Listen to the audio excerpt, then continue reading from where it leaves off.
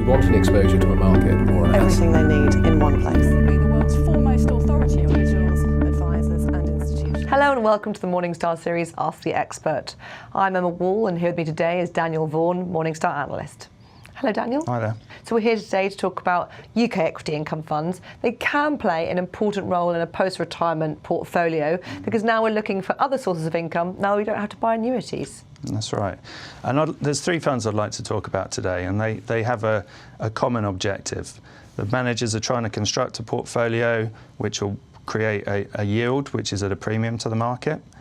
They're trying to provide a dividend income which is growing over a year-on-year basis, and they're also trying to provide competitive total returns. And that point about growing dividends is very important because, of course, although we have low inflation now, inflation could come back in, and so by growing that income, it's a sort of inflation hedge. Exactly. So what's the first fund today? So the first fund I'd like to talk about is the Joe Hambro UK Equity Income Fund. It's managed by Clive Beagles and James Lowen. These guys are very much a partnership. They've been together for 15 years, previously at Newton, and they joined Joe Hambro together. They've run this fund for 10 years, created a very nice track record over that time. They ranked top decile in the peer group. And Joe Hambro retain fund managers well, don't they? Yeah. Because of those things you've just talked about, which, Exactly right. when we're talking about UK equity funds, of course, we should probably mention Neil Woodford, can't let this video go without that, who left Invesco Perpetual. Of course, he has had great success with his new eponymous group. But here, for an investor, hearing that a fund management group likes to retain its managers is important. It stops you worrying. And through the years, Joe Hambro has had a very stable group of portfolio managers. They've been able to attract experienced people to them because of the way they've been set up, and we view it as a good model for an investment management firm. What's the second fund today, then? So the second fund I would like to talk about is the Royal London UK Equity Income Fund, Martin Cholwell's fund.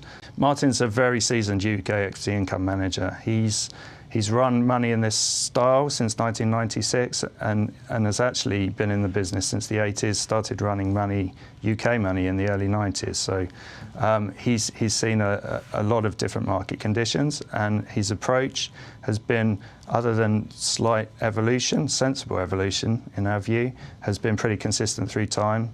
His focus on strong cash flow generation to support dividends is absolutely crucial when he's picking his stocks, and this has served him really well.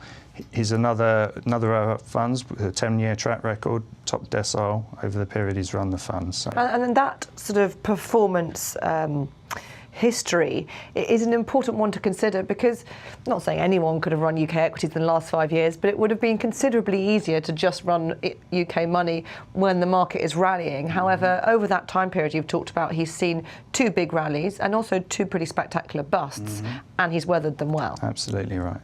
And what's the third fund? So the third fund I'd like to talk about is Stephen Message's Old Mutual UK Equity Income Fund. Stephen's one of the less experienced UK equity income managers we cover, but he does have the support of a strong team.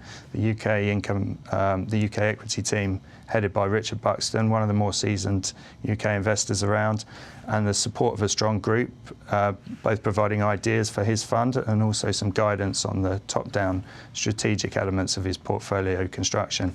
He builds the portfolio from a core of yielding stocks, but he's also able to go into more growth-orientated names in order to make sure the total return of his portfolio is competitive over time. We like the group as a whole because of the way they incentivise their managers over longer time periods and require them to defer their bonuses into their funds. So it stacks up well on that front. Daniel, thank you very much. Pleasure. This is Emma Wall from Morningstar. Thank you for watching.